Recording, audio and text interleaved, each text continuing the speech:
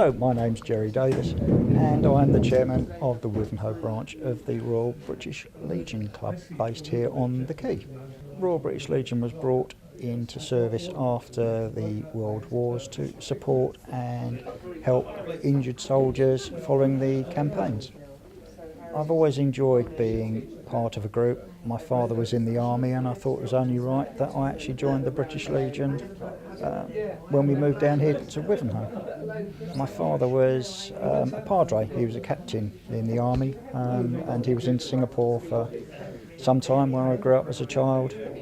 I know my family would be extremely proud of what I've done and what I've achieved, and also being a member of the Legion.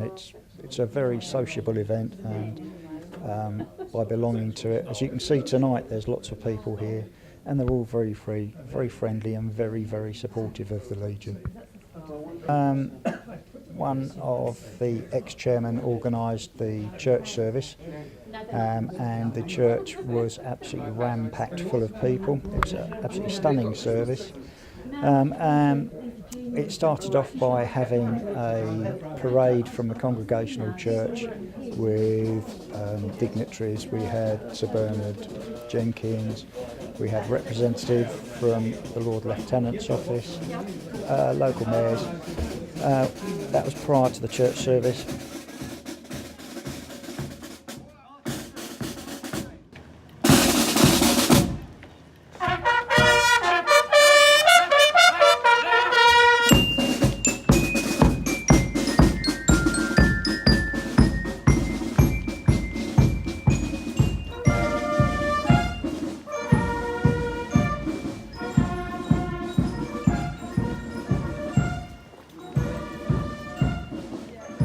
I had to lead that memorial service, and I started off by reading the names of all 70 plus people from Wivenhoe who died in both the World Wars. The Royal British Legion is there to achieve the support of ex-servicemen, hence you have the Poppy Appeal where we raise millions of pounds to fund that support. I feel extremely proud not only of belonging to the Royal British Legion but also being voted in as chairman, and I've got loads of support in this branch and things are going from strength to strength. I've always wanted to be in the Legion because I felt it was a good thing to be in. When I first came back I spent most of my working life in Hong Kong. When I first came back, they weren't too keen to let me in because I hadn't been in the military forces. I'd only been in the colonial police. But that all changed, and so I joined this branch just as they were thinking of closing it. And a number of us managed to bring the branch back. I think it's good to be part of British life. If there's it's only in when I was young, there were British Legions everywhere. But that is not the case anymore. Ladies and gentlemen, we'll start our AGM. That's not personal. So, my thoughts are with those service personnel in harm's way at this current time and for those who have passed away recently. Can you please stand for the exhortation? They shall grow not old, as we that are left grow old. Age shall not weary them, nor the years condemn.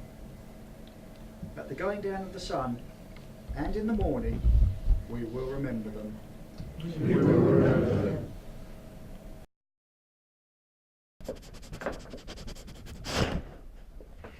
Because my great-granddad was killed on the 26th, and I used to jokingly tell my gran that I'd be standing at his grave on the 100th anniversary because nobody had ever seen the grave. So I travelled over the day before and I was at his grave at 4 in the morning. I mean, apart from the fact I have an attachment to it because of hearing stories about my great-granddad, it's not the most military story. I actually went to the graveyard, as I say, on the morning. I then went out for a drink on the lunchtime in Ypres. Ended up standing next to a guy, an English guy, who turned out to be chairman of Ypres British Legion. Asked me why I was there, asked me if I was a member of the Legion, which I was, asked me which branch I was in, and I said none, and by that afternoon I was in Ypres branch. Myself is the second Battle of Ypres, that's the one my great-granddad was killed in. The third battle is the most famous, that is Passchendaele, or what people call Passchendaele. The Second Battle of Ypres was the first ever gas attack on the Western Front. The gas attack happened, the Canadians were in the trench, they were evacuated. My great-granddad's battalion was sent up to take over from the Canadians. They had no helmets, they'd only been in France for a week. They had no helmets, no machine guns, very little ammunition. They took over a trench where they were surrounded on 3 sides by the Germans, and they lasted for 48 hours, and then the battalion was disbanded because there was none of them left. I've various items. These are obviously just little memorials for the men in Gate.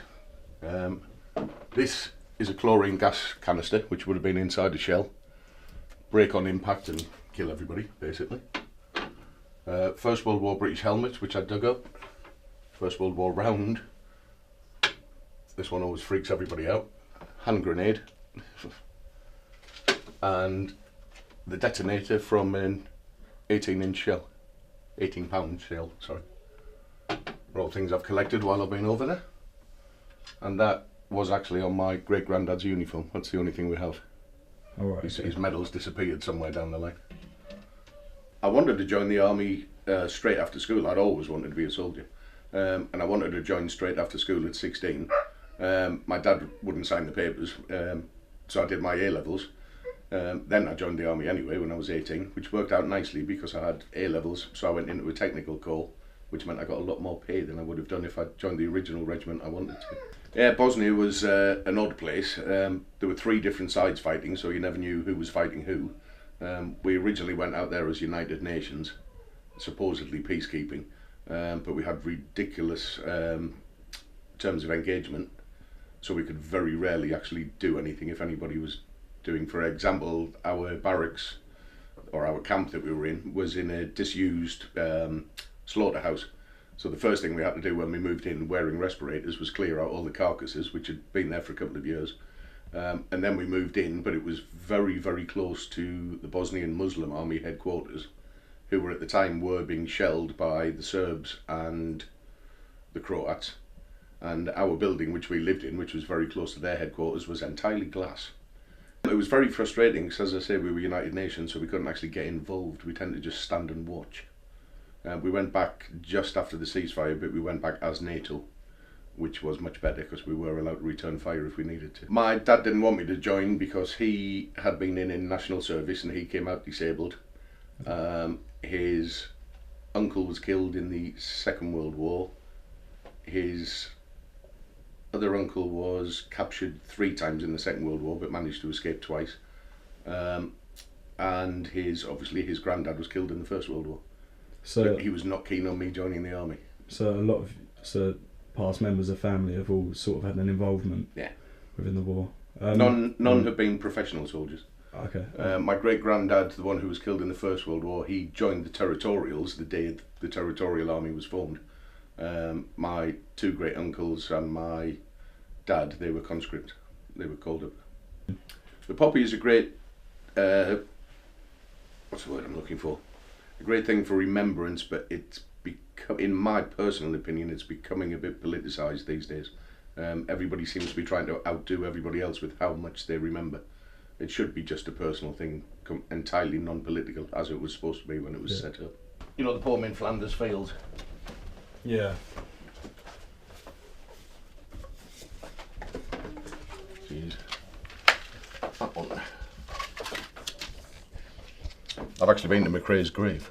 All right. He's in, oddly with you being at Essex Uni, he's in a cemetery called Essex Cemetery, All right.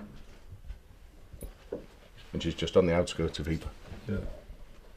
And by pure chance, I went there on the anniversary of the day he was killed as well. Oh. I had no idea what day he was killed, but I went to visit his grave and it happened to be the 100th anniversary. In Flanders Fields, the poppies blow. Between the crosses, row on row, that mark our place, and in the sky the larks, still bravely singing, fly scarce heard amid the guns below. We are the dead, short days ago. We lived, felt dawn, saw sunset glow, loved and were loved, and now we lie in Flanders Fields. Take up our quarrel with the foe, To you from failing hands we throw the torch, be yours to hold it high. If ye break faith with us who die, we shall not sleep, though poppies grow in Flanders fields.